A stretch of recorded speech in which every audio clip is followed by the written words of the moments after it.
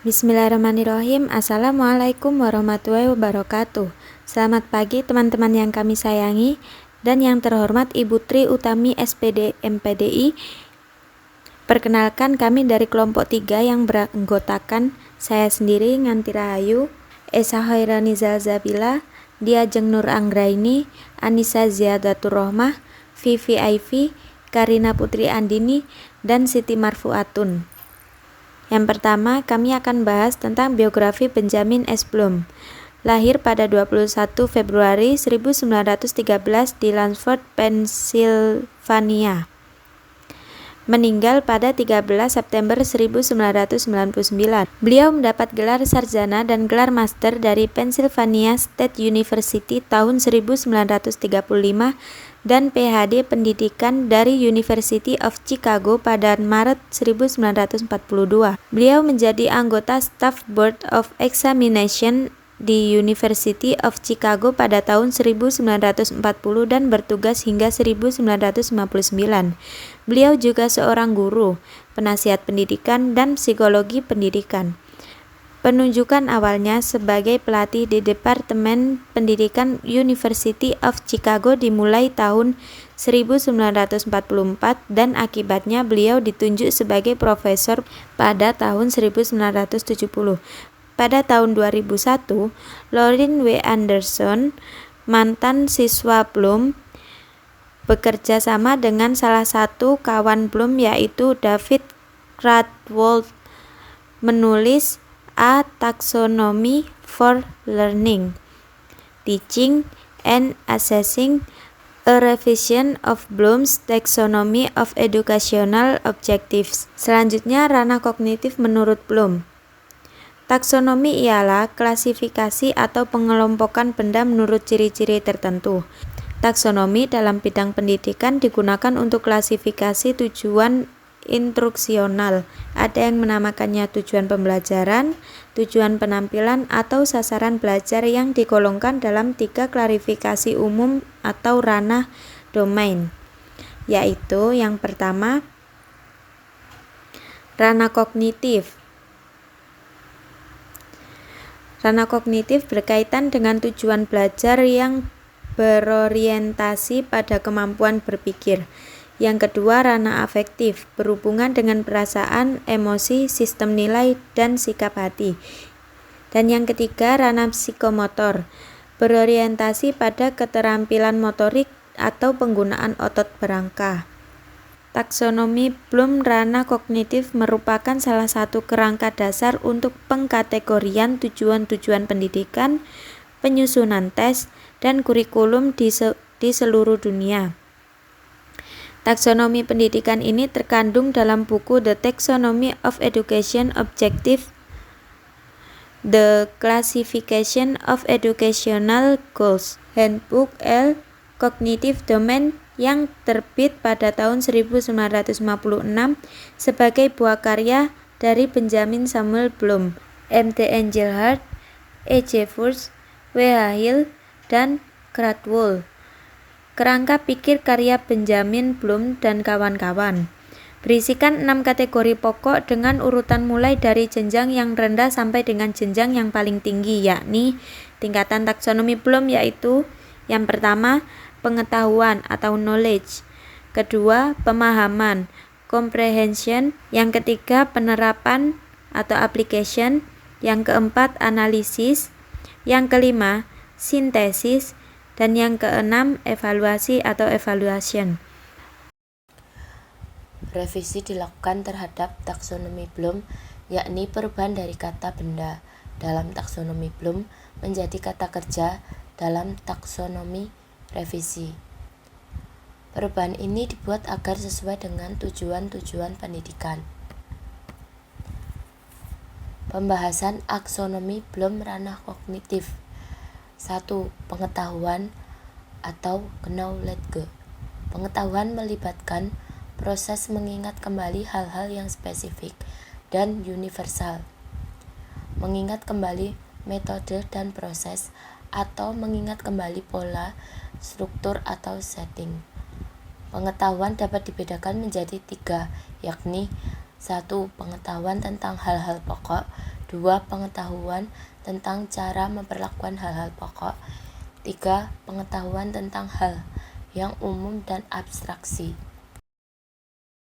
2. Pemahaman atau comprehension.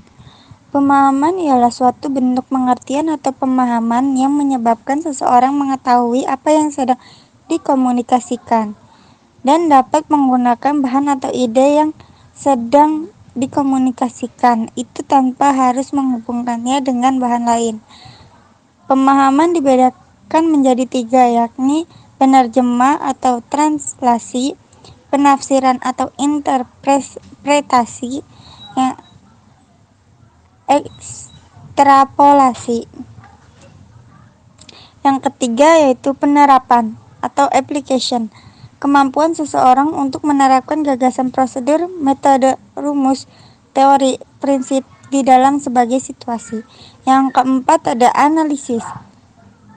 Analisis diartikan sebagai pemecahan atau pemisahan suatu komunikasi, peristiwa atau pengertian menjadi unsur-unsur penyusunnya, sehingga ide pengertian atau konsep itu relatif menjadi lebih jelas dan atau hubungan antar ide-ide lebih eksplisit. Yang kelima, sintesis. Sintesis adalah memadukan elemen-elemen dan bagian-bagian untuk membentuk suatu kesatuan. Yang keenam ada evaluasi atau evaluation.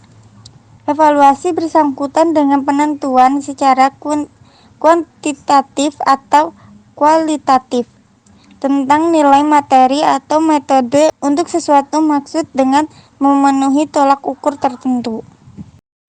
Nah, di slide berikut ada beberapa kegiatan yang termasuk dalam ranah kognitif.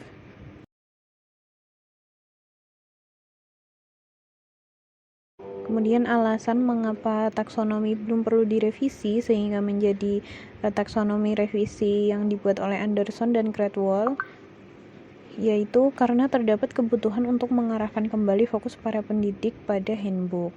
Kemudian adanya kebutuhan untuk memadukan pengetahuan-pengetahuan baru dalam sebuah kerangka kategorisasi tujuan pendidikan. Taksonomi harus memuat 2 dimensi, yaitu dimensi kata kerja dan kata benda. Kemudian kerangka berpikir itu lebih menekankan pada 6 kategorinya.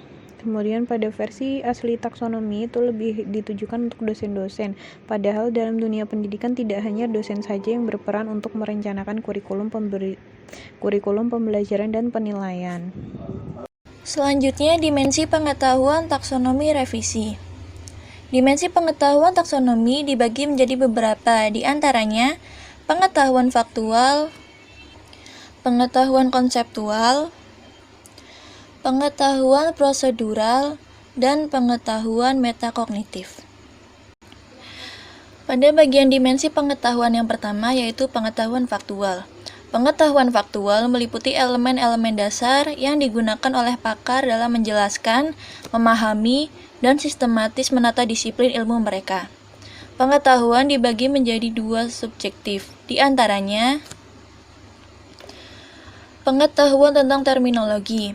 Pada pengetahuan ini melingkupi pengetahuan tentang label dan simbol verbal dan gambar non-verbal, atau bisa dibilang kata, angka, tanda, dan gambar. Kemudian yang kedua yaitu pengetahuan tentang detail-detail dan elemen-elemen yang spesifik. Pada pengetahuan ini merupakan pengetahuan tentang peristiwa, lokasi, orang, tanggal, sumber informasi, dan semacamnya. Selanjutnya, dimensi pengetahuan yang kedua, yaitu pengetahuan konseptual. Pengetahuan konseptual mencangkup pengetahuan tentang kategori, klasifikasi, dan hubungan antara 2 atau lebih kategori pengetahuan yang lebih kompleks dan tertata. Pengetahuan konseptual terdiri dari 3 subjenis, yaitu yang pertama, pengetahuan tentang klasifikasi dan kategori meliputi kelas, kategori, divisi, dan susunan yang spesifik dalam disiplin-disiplin ilmu. Yang kedua, prinsip dan generalisasi dibentuk oleh klasifikasi dan kategori. Dan yang terakhir yaitu pengetahuan tentang teori, model, dan struktur mencangkup pengetahuan tentang berbagai paradigma, epistemologi, teori, model yang digunakan dalam disiplin-disiplin ilmu untuk mendeskripsikannya. Kemudian, dimensi pengetahuan yang ketiga yaitu pengetahuan prosedural. Pengetahuan prosedural adalah pengetahuan tentang cara melakukan sesuatu.